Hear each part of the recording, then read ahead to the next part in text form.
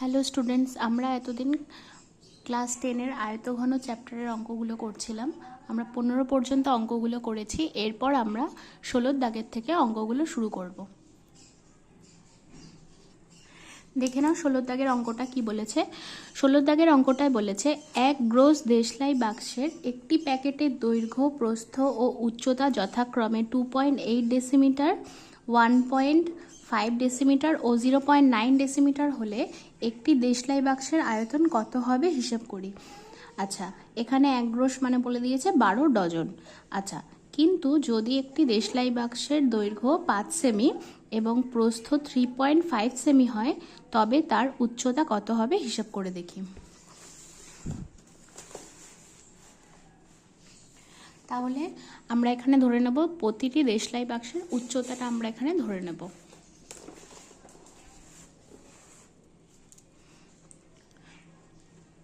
এটা আমাদের 16 দাগের অঙ্কটা। ধরি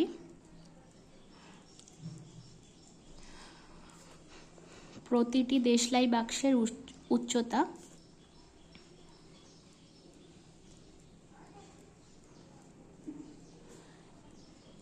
8 সেমি।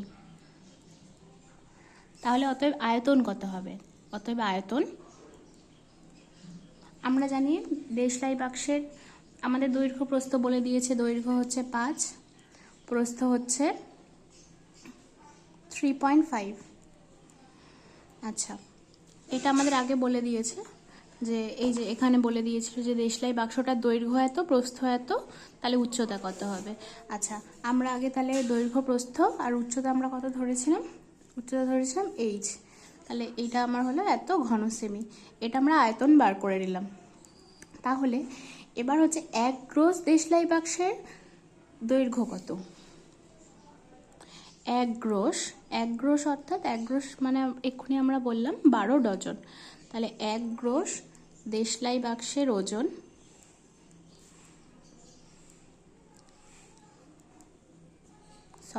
দেশলাই বাক্সের দৈর্ঘ্য 2.8 ডেসিমি।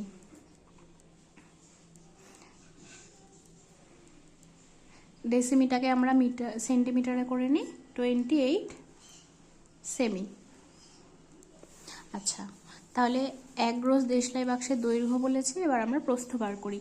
প্রস্থ আমাদের হচ্ছে 1.5 ডেসিমি। তাহলে এটা হয়ে গেল 15 সেমি হয়ে গেল। আমরা তাহলে এক গ্রোস দেশলাই বাক্সের দৈর্ঘ্য পেয়ে গেছি আর প্রস্থও পেয়ে গেছি। আচ্ছা, আর উচ্চতা কত বলেছে? এক গ্রোস দেশলাই বাক্সের উচ্চতা 0.9 ডেসিমি অর্থাৎ 9 সেমি। তাহলে দৈর্ঘ্য, প্রস্থ, উচ্চতা পেয়ে গেছি। এবার এখানে আমরা কি করব? এক গ্রোস দেশলাই বাক্সের আয়তন বার করব। অতএব এক গ্রোস দেশলাই বাক্সের আয়তন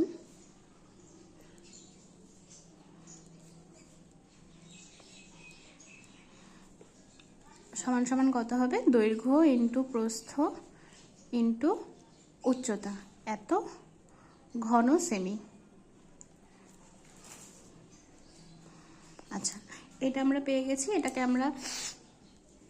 এটাকে এখন আমরা গুণ করব না, আমরা কিছুক্ষণ পর এটাকে গুণ করব। আচ্ছা, তাহলে এইটা আমার কি হচ্ছে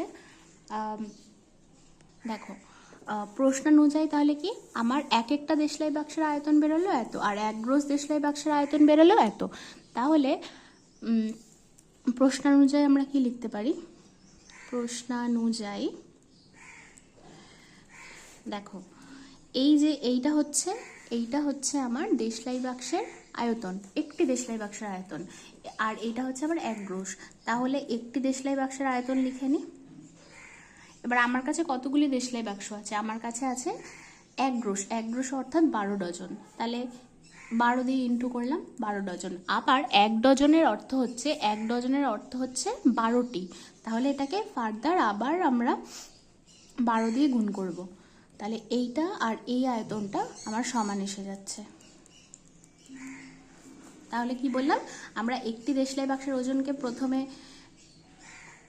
প্রথমে আমরা ডজনে কনভার্ট করার জন্য 12 দিয়ে গুণ করলাম, তারপর 1 ডজন মানে যেহেতু আমরা জানি 12টি হয় তাই তাকে আবার 12 দিয়ে গুণ করলাম। তাহলে এইচ ইজ ইকাল টু কত হবে, 28 into 15 into 9 by 5 into 3.5 into 12 into 12। এবার গুণটা করি, পয়েন্টটা আমরা তুলে নিলাম। 5 3 15, 3 4 12, 4 7 28, 27 7 5 35, 5 2 10, 2 দিয়ে কাটলে 6, 3 2 3 তিরিকে 9, 3 2 6 মানে 3/2, 3/2 মানে 1.5 সেমি। তাহলে আমাদের এখানে জানতে চেয়েছিল প্রতিটি দেশলাই বাক্সের উচ্চতা কত। তাহলে এখানে আমরা পেয়ে যাচ্ছি যে প্রতিটি দেশলাই বাক্সের উচ্চতা, অতএব প্রতিটি দেশলাই বাক্সের উচ্চতা 1.5 সেমি।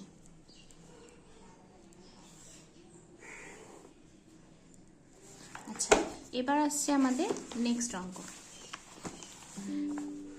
নেক্সট অঙ্কে কি বলছে, 2.1 মিটার দীর্ঘ, 1.5 মিটার প্রশস্ত একটি আয়তঘনাকার চৌবাচ্চার অর্ধেক জলপূর্ণ আছে। ওই চৌবাচ্চায় আরও যদি 630 লিটার জল ঢালি তাহলে জলের গভীরতা কতটা বৃদ্ধি পাবে হিসেব করি। আচ্ছা, তাহলে এটা হচ্ছে আমাদের 17 নম্বর অঙ্ক।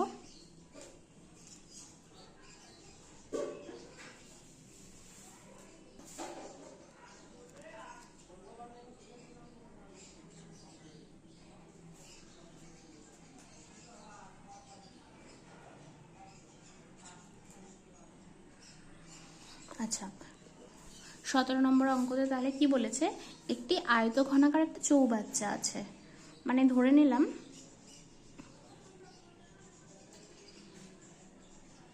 এই টাইপের দেখতে একটা চৌবাচ্চা আছে।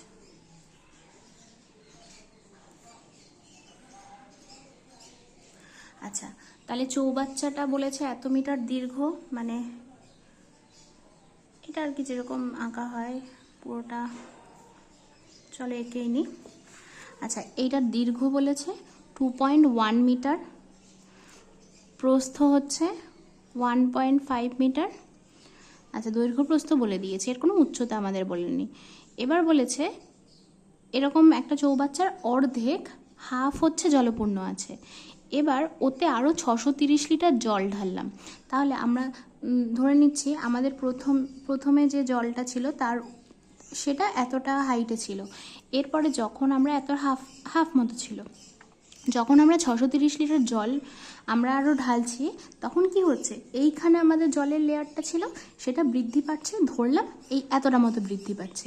তো এই উচ্চতাটাকে ধরেই আমরা কাজ করব। তাহলে যদি এতটা বৃদ্ধি পায় তাহলে আমাদের সেক্ষেত্রে বৃদ্ধি কতটা পাবে, এই যে আয়তন, এই পোর্শনটার আয়তন আমাদের বার করতে হবে। তাহলে আমরা ধরে নিই যে আমরা তাহলে ধরে নিই যে এই যে কতটা বৃদ্ধি পাবে বলেছে, তাহলে সেটা আমরা এইচ ধরি 630 লিটার জল ঢাললে উচ্চতা এইচ ডেসিমি, আমি এখানে ডেসিমি ধরে নিচ্ছি, ঠিক আছে, ডেসিমি। কেন ডেসিমি ধরছি বলছি, যেহেতু লিটার এককে আছে, আমরা সমস্ত এককগুলো আমরা মিটার থেকে ডেসিমিটারে কনভার্ট করে নেব। এই ডেসিমিটার বৃদ্ধি পাবে। আচ্ছা, তাহলে এই যে 630টা কিসের আয়তন, এই যতটুকু বৃদ্ধি পেয়েছে তার আয়তন। তাহলে আমরা এখানে চৌবাচ্চার দৈর্ঘ্য প্রস্থ আমরা আগে লিখে নিই। চৌবাচ্চার দৈর্ঘ্য কত, চৌবাচ্চার দৈর্ঘ্য হচ্ছে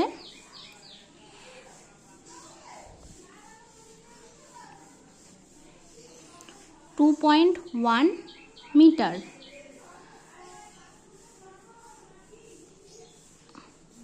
বা এটাকে লিখতে পারি 21 ডেসিমিটার। আচ্ছা, তাহলে চৌবাচ্চার প্রস্থ কত হবে? চৌবাচ্চার প্রস্থ হবে 1.5 মিটার, মানে হচ্ছে গিয়ে 15 ডেসিমিটার।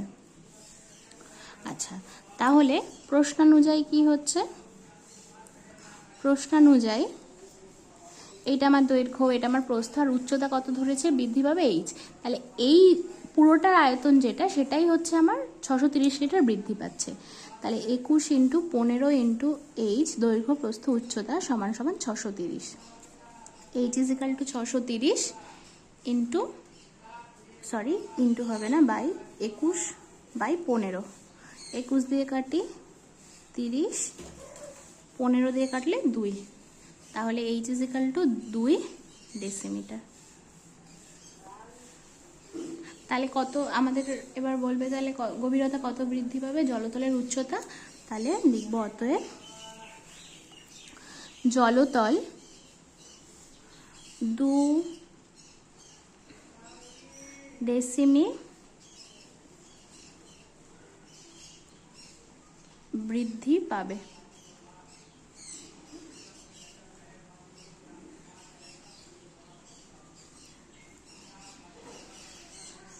চলো এবার আমরা পরের অঙ্কটায় আসি। পরের অঙ্কটা বলেছে গ্রামের আয়তক্ষেত্রাকার মাঠের দৈর্ঘ্য ও প্রস্থ যথাক্রমে 20 মিটার, 15 মিটার, আর ওই মাঠের ভেতরে 4 কোণে 4টি পিলার বসানোর জন্য 4 মিটার দৈর্ঘ্য বিশিষ্ট 4টি ঘনকাকৃতি গর্ত অপসারিত করে মাটি অবশিষ্ট জমির উপর ছড়িয়ে দেওয়া হলো। তাহলে মাঠে তলের উচ্চতা কতটা বৃদ্ধি পেল?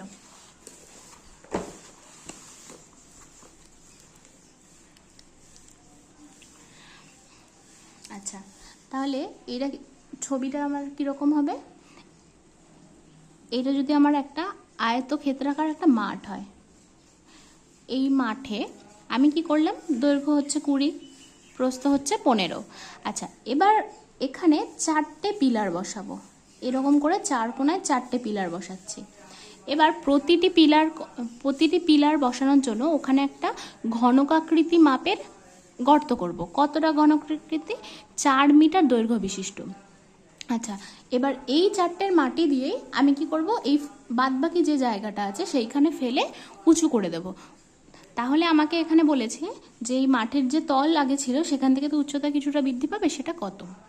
তাহলে আমরা এখানে করব 4টি ঘনকাকৃতি মাটির থেকে কত পরিমাণ আমরা মাটি পাবো। তাহলে 4টি ঘনকাকৃতি গর্ত থেকে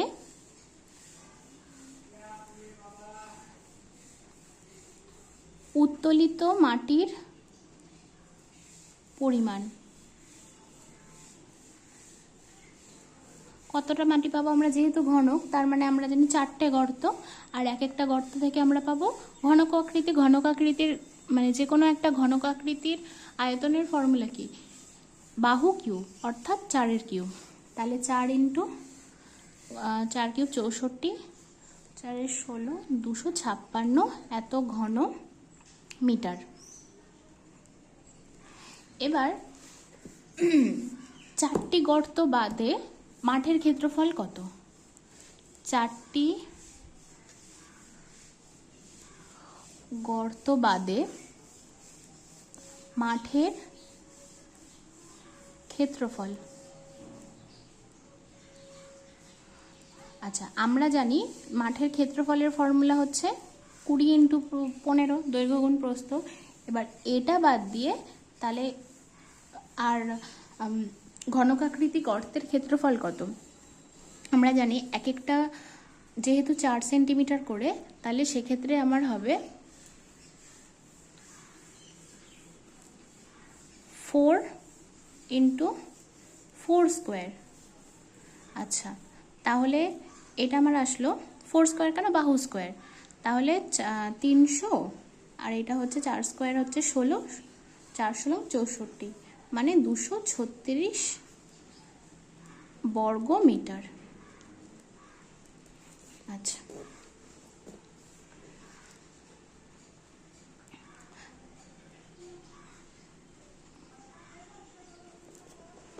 এবার আমি ধরে নিচ্ছি, ধরি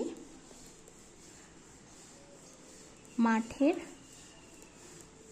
উচ্চতা বৃদ্ধি পেল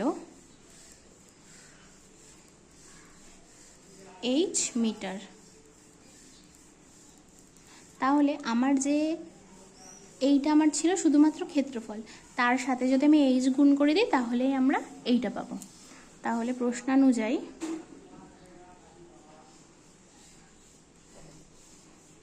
236 ইন্টু h ইজিক্যাল টু 256। তাহলে h ইজিক্যাল টু 256/236।